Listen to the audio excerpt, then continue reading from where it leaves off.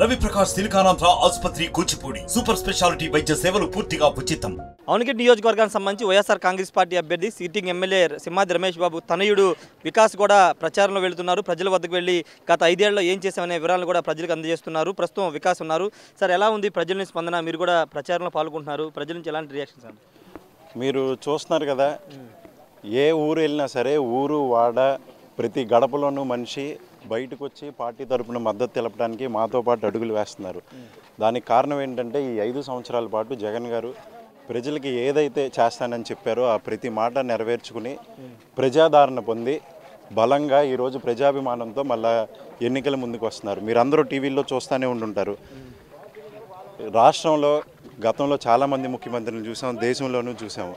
కానీ జగన్మోహన్ రెడ్డి గారి లాగా ధైర్యంగా మీ బిడ్డ మీ ఇంటికి మంచి చేసుంటే మీ బిడ్డ తరపున నిలబడండి అని అడిగిన ముఖ్యమంత్రి బహుశా మన దేశ చరిత్రలోనే ఎవరు లేరు. ఈరోజు ఇట్లా ఇంత విశేషమైన స్పందన లభించడానికి కారణం మన జగన్మోహన్ రెడ్డి గారు ఈ 5 సంవత్సరాల పాటు పేదల పక్షాన్ని నిలబడిన తీరు వల్ల ఈరోజు ఇంత ప్రజాభిమానం ప్రజాదరణ పొందుతుంది వైఎస్ఆర్ కాంగ్రెస్ పార్టీ.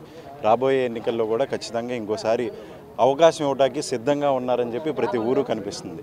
2029లో 22,000 పైగా ఓట్లతో మీ నాన్నగారు విజయం సాధించారు. ఈసారి మెజార్టీ పెంచుకునే అవకాశం ఉందా? మెజారిటీ గురించి ఇప్పుడు మాట్లాడితే ఈడేదో అతి విశ్వాసంతో మాట్లాడుతున్నాడు, లేకపోతే కొంచెం ఎక్కువగా మాట్లాడుతున్నాడు అనుకుంటారు. 10 రోజులు ఆగితే మీకే తెలిసిపోతుంది ఎన్నికలు ఎలా జరగబోతున్నాయి, ప్రజాదరణ ఎంత గట్టిగా ఉంది, నియోజకవర్గంలో రమేష్ గారు ఎంత బలంగా ఉన్నారనేది కొద్ది రోజుల్లో తెలిసిపోతుంది. అది తెలిసిన తర్వాత మాట్లాడుకుందాం. ఇంతకుముందు మీ నాన్నగారితో కూడా మాట్లాడడం జరిగింది. చెప్పని పనులు కూడా తాను చేశాను, నేను చెప్పిన హామీలన్నీ అమలు చేసిన తర్వాత ఓటు అడుగుతానని తాను చెప్పాను. అదేవిధంగా చెప్పిన పనులన్నీ చేసిన తర్వాత ఓటు అడుగుతున్నాను, ఖచ్చితంగా ప్రజలందరూ తనకు మద్దతుగా ఉంటారని చెప్పారు. మీరు 2019 ఎన్నికలకు ముందు రమేష్ గారు నియోజకవర్గంలో ఓటు అడిగేటప్పుడు ఒకటే చెప్పారు. ప్రధానంగా కోడూరు మండలంలో చుక్క భూముల సమస్యలు ఉన్నాయి. 17,000 ఎకరాల వరకు చుక్క పెట్టి మా మట్టిని మా భూమిని మా కానివ్వకుండా చేసింది చంద్రబాబు నాయుడు గారు. ఆ ప్రతి ఎకరాన్ని మీకు తిరిగిస్తానని చెప్పి హామీ ఇచ్చారు. అది చేయలేకపోతే మళ్ళా 24లో మీ మధ్యకు వచ్చి నేను ఓటు అడిగే అర్హత నాకు ఉండదని చెప్పారు. చెప్పిన విధంగానే జగన్మోహన్ రెడ్డి గారిని గతంలో ఎన్నడూ లేని విధంగా ఒక ముఖ్యమంత్రిని తీసుకొచ్చి అవనగడ్డలో ఒక మీటింగ్ పెట్టి 17,000 ఎకరాలు మా భూమిని మాకు ఇచ్చేలా చేసిన ఘనత మన ఎమ్మెల్యే రమేష్ గారిది. అదేవిధంగా గతంలో రోడ్డు వేశారు. రోడ్డు వేసిన 2 రోజులకే 3 రోజులకే పోయింది అది. ఆ రోజు నుంచి కూడా ఆ రోడ్డు పైన ఇబ్బంది పడతానే ఉన్నారు. ఇది 2014 నుంచి కూడా ఇబ్బంది పడతానే ఉన్నారు. మన ప్రభుత్వం వచ్చిన తర్వాత ఆ పని పూర్తి చేస్తామని చెప్పాము. ఈ 2.5 సంవత్సరాలు కోవిడ్ రావటం వల్ల తర్వాత ఆర్థిక పరిస్థితుల వల్ల కొద్దిగా ఆలస్యమైంది. మీరు గతంలో కూడా చూడండి, ఏ ఎమ్మెల్యే కూడా నియోజకవర్గంలో ప్రత్యేకంగా మా నియోజకవర్గంలో ఈ పని చేయించలేకపోతే నేను ఓటు అడగనని చెప్పిన ఎమ్మెల్యే ఎవరు లేరు. దమ్ముగా ధైర్యంగా కార్యకర్తలకి ధైర్యం ఇచ్చేలాగా చెప్పి ఈరోజు ఆ పని పూర్తి చేస్తున్నారు. మీరు కూడా ఆ రోడ్డు పైన వచ్చి ఉంటారు, మీరు అందరూ చూసుంటారు. అదేవిధంగా మనకు స్వాతంత్రం వచ్చినప్పటి నుంచి గెలిచిన ప్రతి నాయకుడు మన నాగేలంక దిబ్బల మీదకి వెళ్ళి ఈసారి నేను గెలవగానే ఇక్కడ వంతెన వేసేస్తాను, వంతెన మీద నుంచి వస్తానని చెప్పారు తప్ప మళ్ళీ అటువైపు కూడా వెళ్ళిన దాఖలాలు లేవు. కానీ మన ప్రభుత్వం వచ్చిన తర్వాత ఇక్కడ రమేష్ గారు గెలిచిన తర్వాత అక్కడ బ్రిడ్జి ఏర్పాటు చేయడానికి నిధులు మంజూరు చేశారు, అన్ని అనుమతులు పొందారు, అన్ని టెస్టులు అయిపోయినాయి, టెండర్కి కూడా పిలిచారు. ఖచ్చితంగా ఈ ఎన్నికలు అయిన వెంటనే టెండర్ వేస్తారు, ఆ పని కూడా పూర్తవుతుంది. ఇచ్చిన ప్రతి మాట నెరవేర్చుకుని ఎన్నికలకు వెళ్తుంది ఇక్కడ రమేష్ గారు, అట్లాగే జగన్మోహన్ రెడ్డి గారు. గతంలో మీకు 2 ప్రత్యర్థులు, జనసేన టీడీపీ అని ప్రత్యర్థులు ఉన్నారు. ఇప్పుడు ప్రత్యర్థులంతా కలిసి ఒకటిగా వస్తున్నారు. ఏమన్నా ప్రెషర్ ఉందా? ఎందుకంటే కూటమితో 3 పార్టీలు కలిసి వస్తున్నాయి.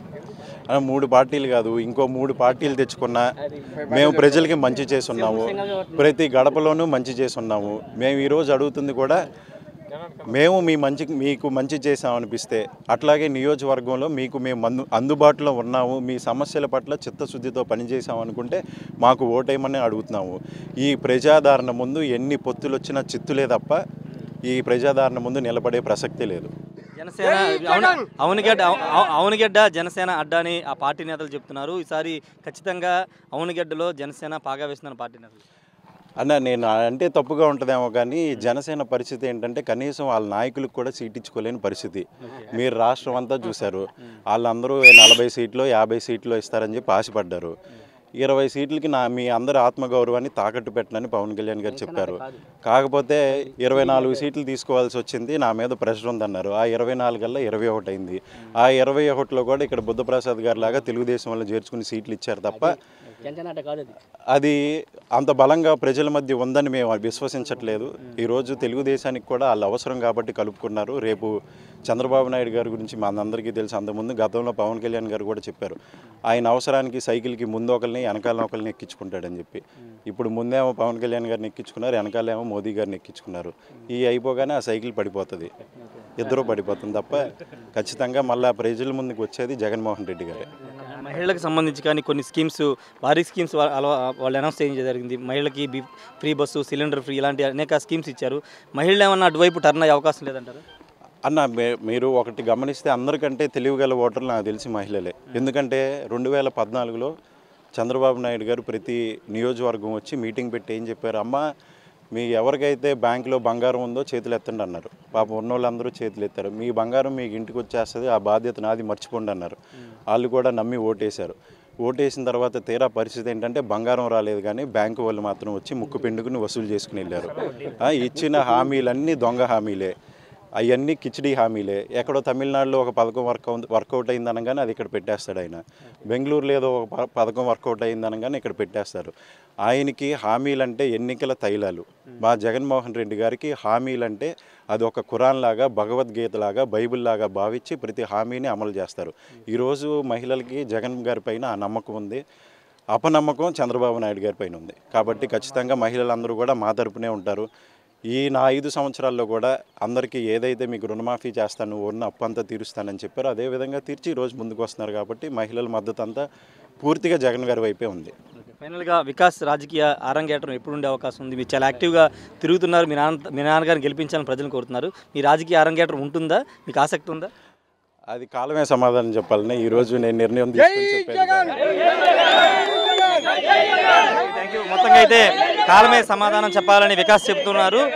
మేము చేసిన అభివృద్ధి తిరిగి ఓట్ల రూపంలో తమకి వస్తుందని వికాస్ చెప్తున్నారు. ఖచ్చితంగా అవనిగడ్డ నియోజకవర్గంలో ఇచ్చిన ప్రతి మాట నిలబెట్టుకుని, హామీ నిలబెట్టుకుని ఓట్లు అడుగుతున్నామని వికాస్ చెప్తున్నారు. ఖచ్చితంగా ప్రజలందరూ కూడా జగన్మోహన్ రెడ్డి ముఖ్యమంత్రి చేసుకోవడానికి ఇక్కడ స్థానిక ఎమ్మెల్యే సింహాద్రి రమేష్ని మరోసారి ఎమ్మెల్యే గెలిపించడానికి ప్రజలంతా, మహిళలంతా సిద్ధంగా ఉన్నారని వికాస్ చెప్తున్నారు. Camera person ప్రసాద్తో Rayesh, RTV, Avanigadda నియోజకవర్గం నుండి. నమస్తే అండి. ఇది వ్యాపారం గురించి కాదు, ఓటు గురించి. ఎన్నికల్లో ఓటు వేయడం మన హక్కు మాత్రమే కాదు, కర్తవ్యం. ఎంతో మంది మహా నేతలు శ్రమించి ప్రాణత్యాగం చేసి ఈ అవకాశాన్ని మనకిప్పించారు. అందరూ ఓటు వేద్దాం. ఎందుకంటే ఓటు హక్కు ఊరికే రాదు. నా ఓటు ఎవరికో తెలుసా? అది సీక్రెట్ అండి.